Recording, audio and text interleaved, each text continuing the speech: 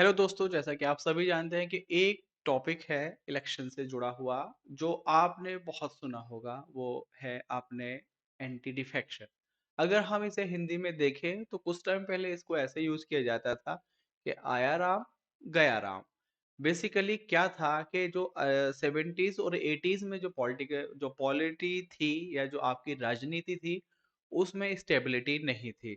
आपका क्या था कि एक कैंडिडेट यहाँ से इलेक्शन जीता, इस वाली पार्टी वो तो शपथ लेने की तैयारी कर रही है, पता लगा कैंडिडेट दूसरी तरफ पहुंच गया, क्योंकि यहाँ उसको मिल रही थी फूड मिनिस्ट्री और वहां मिल रही है उसको रेलवे मिनिस्ट्री। तो ये स्टेबिलिटी लाने के लिए या इस तरह के जो एक जगह से दूसरी जगह भागने वाला प्रोसीजर था, इसको रोकने के लिए, करप्शन को रोकने के लिए, हॉर्स ट्रेडिंग जिसको बोलते हैं उसे रोकने के लिए एक कानून आया जिसका नाम था एंटी डिफेक्शन लॉ। इसके लिए कॉन्स्टिट्यूशन में संविधान मतलब संवैधानिक चेंजेस, कॉन्स्टिट्यूशन अमेंडमेंट किया गया। और कौन सा अमेंडमेंट था? आपका 52nd अमेंडमेंट के तहत इसको लेकर आया गया। 52nd ने आपका 10th जो शेड्यूल है उसको ऐड किया गया। और इसने बेसिकली बताया कि जो आपका कैंडिडेट है उसका डिफेक्शन, उसको रोकने के लिए एंटी डिफेक्शन लॉ, यानी कि एक पार्टी से दूसरी पार्टी में बदल जाना। अब हम उसको लाने के लिए पहले हम समझेंगे कि कोई भी जो पॉलिटिकल पार्टी है या कोई भी जो लेजिस्लेचर जो है वो तीन तरह से हो सकता है। चाहे तो वो किसी पॉलिटिकल पार्टी से बिलोंग करे, चाहे वो इंडिपेंडेंट हो, या फिर वो नॉमिनेटेड हो सकता है।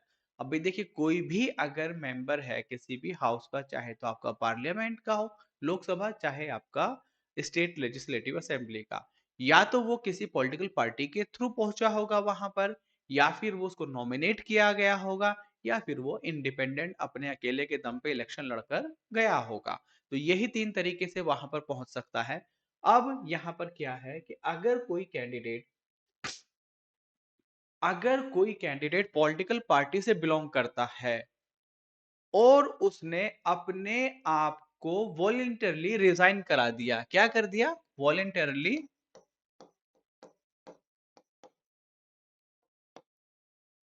रिजाइन कर दिया, तो वो आपको उसका एंटी डिफेक्शन किया जा सकता, मतलब उसको आपको डिस्क्वालीफाई किया जा सकता है इस एक्ट के तहत, अगर उसने वॉलेंटरली रिजाइन कर दिया। अब हर पॉलिटिकल पार्टी होती है, पॉलिटिकल पार्टी को एक अपना एक उसका इंटरनल प्रोसीजर है, उसके तहत उसको अपने मेंबर्स को चलाना है। अगर कोई मेंबर उसके तहत नहीं चलता है, उसके तहत नहीं चलता है, तो उसको भी डिस्क्वालीफाई किया जा सकता है। और इस पूरी जिम्मेदारी को देखने के लिए जिस पर्सन को अपॉइंट किया जाता है उसको बोलते हैं विप। क्या बोलते हैं? आपने अक्सर सुना होगा कि विप अनाउंस किया गया, या तो विप जो है वो है बेसिकली, अगर इसकी बात को नहीं माना तो भी उसको डिस्क्वालीफाई किया जा सकता है on the basis of anti defection law. अब कोई इंडिपेंडेंट कैंडिडेट है, इंडिपेंडेंट जीत के तो गए अपने दम पर, ये कहा कि भाई हम जो है किसी भी पॉलिटिकल पार्टी के साथ नहीं है, मैं इलेक्शन लड़ रहा हूं, मैं अपने लोकल मुद्दों पे इलेक्शन लड़ रहा हूं। और आप इलेक्शन लड़के गए, इलेक्शन जीतते ही आपको लगा भाई मैं अकेला मैं क्या करूंगा, तो आप जाके जुड़ गए किसी पॉलिटिकल पार्टी के साथ। तो आपका एंटी डिफेक्शन के तहत आपको डिस्क्वालीफाई किया जा सकता है। एक है नॉमिनेटेड। नॉमिनेटेड को कौन करेगा? कोई ऑब्वियसली चाहे अगर स्टेट में है तो गवर्नर करेगा, और सेंटर में है तो आपका प्रेसिडेंट करेगा। यहाँ पर एक कंडीशन है, अगर 6 महीने गुजर जाने के बाद अगर ये किसी पॉलिटिकल पार्टी को ज्वाइन करते हैं तो इनको डिस्क्वालीफाई किया जा सकता है। तो ये तीन कंडीशन है, अगर पॉलिटिकल पार्टी से है, इंडिपेंडेंट है, या नॉमिनेटेड है। तो इस तरह से मैंने आपको बताया कि उस किया जा सकता है। अब यहाँ पर हम इसकी कुछ कंडीशंस देखेंगे। जो मैंने ये बताया एक बार फिर से रिपीट करता हूं मैं, अगर पॉलिटिकल पार्टी से है और उसने पॉलिटिकल पार्टी की मेंबरशिप को वॉलेंटरली छोड़ दिया है तो उसको डिस्क्वालीफाई किया जा सकता है। उसने अगर विप की बात को नहीं माना है तो उसको डिस्क्वालीफाई किया जा सकता है। अगर कोई नॉमिनेटेड मेंबर है और उसने किसी पॉलिटिकल पार्टी को ज्वाइन कर लिया 6 महीने बीत जाने के बाद, तो उसको डिस्क्वालीफाई किया जा सकता है। कोई अगर इंडिपेंडेंट कैंडिडेट है और इलेक्शन जीतने के बाद उसने किसी पॉलिटिकल पार्टी को ज्वाइन किया तो उसको डिस्क्वालीफाई किया जा सकता है। अब यहाँ पर एक छोटा सा कैच है, वो है विप के रिगार्डिंग। क्या हर केस में विप की अगर बात नहीं मानी गई तो डिस्क्वालीफाई होना ही चाहिए, डिस्क्वालीफाई किया ही जा सकता है? ऐसा नहीं है। अगर आप कुछ टाइम पहले 15 दिन का टाइम, अगर आप 15 दिन के पहले आप विप को अपना मैसेज कन्वे कर देते हैं कि I will abstain from voting on this issue और I will vote against this issue, तो उसके खिलाफ एक्शन नहीं लिया जाएगा। तो ये चीजें हैं जो आपका एंटी डिफेक्शन के रिगार्डिंग है। अब मैं इसमें थोड़ा सा एक चीज और बताना चाहूंगा, थोड़ा सा आपको, इसमें कुछ एक्सेप्शंस हैं। एक्सेप्शन मैंने एक आपको बताया। एक तो है, अगर विप की बात को 15 दिन पहले उसने कह दिया कि मैं इसके अगेंस्ट रहूंगा, या इस वाली लाइन पर मैं नहीं हूं, या मैं वोट देने नहीं जाऊंगा।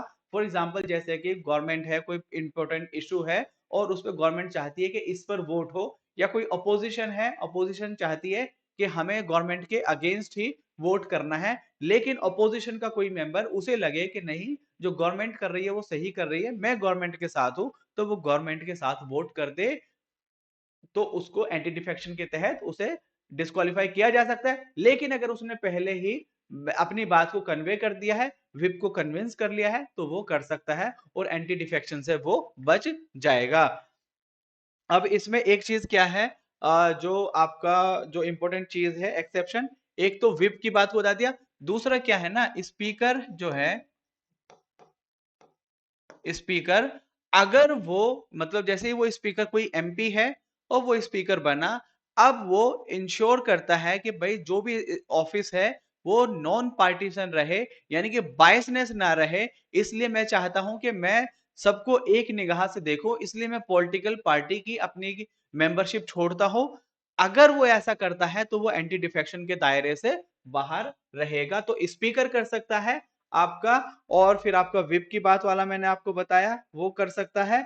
अब इसमें एक और एक एक्सेप्शन क्या है, अगर कोई पॉलिटिकल पार्टी है और उसके 2/3 मेंबर उससे टूटकर, किसी पॉलिटिकल पार्टी से आपका 2/3 मेंबर टूट गए और इन्होंने या तो नई पार्टी बना ली या किसी और पार्टी के साथ मिल गए, अगर 2/3 है तो ये एंटी डिफेक्शन के प्रोविजन से बाहर होगा, अगर 2/3 टूटकर किसी दूसरी पार्टी के साथ जाकर मिलते हैं, तो ये इसके एक्सेप्शन है।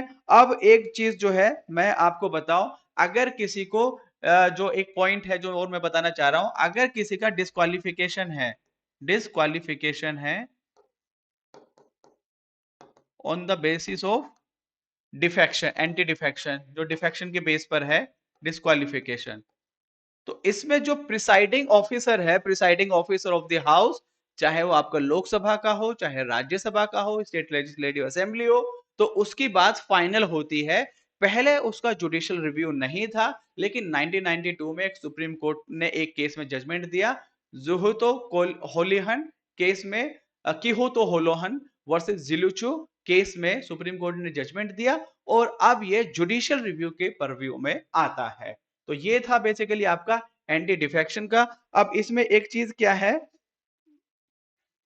अगर देखिए नॉर्मल जैसे डिस्क्वालिफिकेशन है, अगर नॉर्मल डिस्क्वालिफिकेशन है, और भी कई सारे तरीके हैं जिसके बेस पे डिस्क्वालीफाई किया जा सकता है एक मेंबर को, उसमें जो फाइनल अथॉरिटी है वो प्रेसिडेंट है या गवर्नर है। अगर एमपी का हो रहा है तो प्रेसिडेंट, और एमएलए का हो रहा है तो गवर्नर जो फाइनल अथॉरिटी है। लेकिन अगर एंटी डिफेक्शन के अगेंस्ट है तो उसमें आपका जो स्पीकर, आपका जो स्पीकर या फिर आपका चेयरमैन, ये रेकमेंड करेंगे किसको, इलेक्शन कमीशन ऑफ इंडिया को। तो election commission of India is the final authority in case of anti defection के केस में, जो डिस्क्वालिफिकेशन होता है तब उस केस में। ठीक, तो ये था इसमें। अब अगर इसमें कोई आपको डाउट हो तो आप पूछ लीजिएगा, एक छोटी सी वीडियो थी, थोड़ा सा कंफ्यूजन वाला चीज होती है ये, कि 6 मेंबर 6 महीने वाला नॉमिनेटेड इलेक्टेड या किसी पार्टी का मेंबर, तो उस कंफ्यूजन को दूर करने के लिए बस मैंने एक छोटी सी वीडियो बनाई थी। उम्मीद करता हूं कि आप लोगों को पसंद आएगी। Thank you, have a good day, bye.